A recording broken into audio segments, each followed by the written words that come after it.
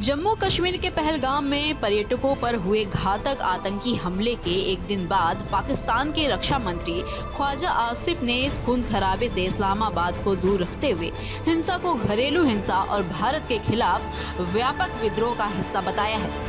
पाकिस्तान के live 92 news channel को दिए गए एक इंटरव्यू में आसिफ ने ये टिप्पणी ऐसे समय पर की जब प्रधानमंत्री नरेंद्र मोदी पहलगाम के पास बैसरत मैदान में 28 लोगों की हत्या के बाद सऊदी अरब की अपनी हाई प्रोफाइल यात्रा को बीच में ही छोड़कर स्वदेश लौट आए हैं। हालांकि नई दिल्ली ने अभी तक आधिकारिक तौर पर इस पर उंगली नहीं उठाई है, लेकिन आसिफ ने जवाबी हमला शुरू कर दिया है। पाक रक्षा मंत्री ख्वाजा आसिफ ने जोर देकर कहा कि हमले से पाकिस्तान का इससे कोई संबंध नहीं है।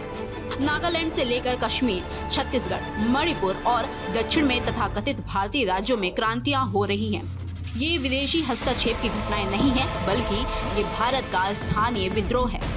हालांकि ये जग जाहिर है कि पाकिस्तान द्वारा कथित तौर पर समर्थित समूहों से द्वारा सीमा पर आतंकवाद को मिल रहे बढ़ावा और जम्मू कश्मीर में अशांति के पीछे पाक के नापाक इरादे हैं। लेकिन रक्षा मंत्री आसिफ ने अपने फरेब पर पर्दा डालते हुए और पर्यटकों पर हुए घातक आतंकी हमले को लेकर कहा कि ये लोग अपने अधिकारों की मांग कर रहे हैं। भारत में हिंदुत्ववादी ताकतें अल्पसंख्यकों, ईसाइयों, बौद्धों, मुसलमानों का दमन कर रही है, जिस पर ये लोग अपनी प्रतिक्रियाएं दे रहे हैं। भारत सरकार लोगों के हक को मार रही है, उनका शोषण कर रही है। इसके खिलाफ लोग खड़े हो चुके हैं। निहत्थे पर्यटकों को निशाना बनाकर किए गए हमले के बाद देश में आतंकियों के खिलाफ रोष चरम पर है। ऐसे में आसिफ ने भारत पर पाकिस्तान के अंदरूनी मामलों में दखल देने का आरोप लगाकर कहानी को बदलने की कोशिश की है। उन्होंने कहा कि भारत बलूचिस्तान में अशांति को प्रायोजित कर रहा है। हमने कई बार, एक बार नहीं बल्कि बार बार पाकिस्तान में अस्थिरता के पीछे भारत के हाथ होने का सबूत पेश किया है। जबकि आसिफ ने दावा किया कि पाकिस्तान किसी भी परिस्थिति में आतंकवाद का विरोध करता है।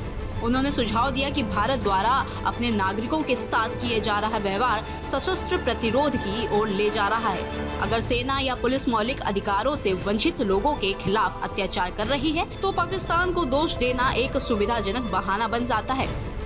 आसिफ की भड़काऊ टिप्पणियों पर भारत सरकार की ओर से तत्काल कोई प्रतिक्रिया नहीं आई है।